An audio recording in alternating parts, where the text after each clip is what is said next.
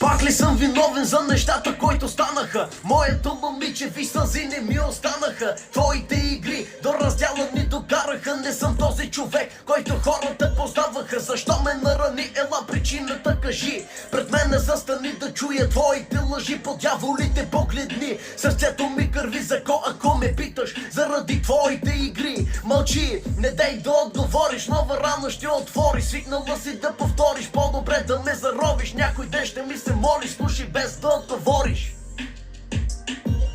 Преди теб съм живял и без тебе ще живея. Такъв човек ще стана, но си нямаш на идея. Сам ще се гордея, слънцето ще го изгрея.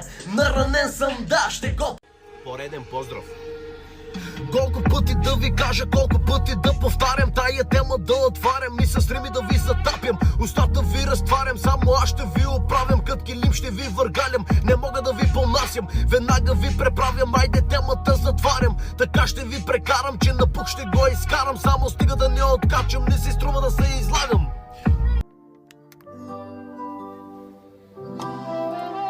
Ти си всичко мое злато, цял свят си ми. Без теб не мога миг дори. Далеч от мен сърцето ме боли. Липсваш ми, искам с теб да съм завинаги. Да си до мен в преградките ми. Да те целуна и дявол да мъчи. حتسيب وتبعدني رايح فين حبيبي. ده احنا بينا سنين اكيد مش سهلة ترميها.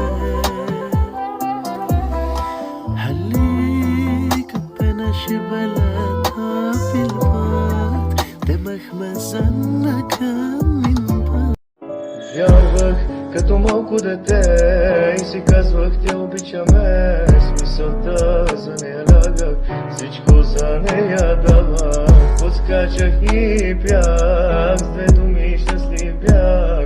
Имах всичко, за което съм мечтал, никога не бих я представил. Защо беше не ми разби, защо ме предаде? Твоите лъжи вече излязоха наяве. Откакто ти се тръгна, мечтата ти се сбъдна, а аз останах като въпрос и никога не